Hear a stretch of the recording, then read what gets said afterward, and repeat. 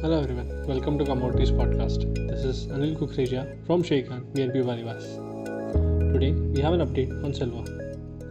On the daily chart, silver prices have reached the lower end of the consolidation and have sustained below the 20 exponential moving average, implying bearish bias for the prices.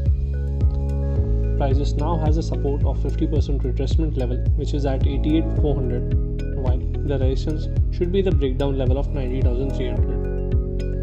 The momentum indicator has a negative divergence along with a negative crossover supporting the bearish move.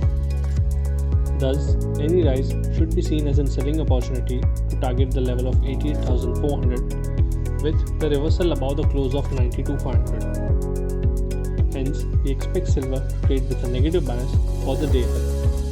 Thank you.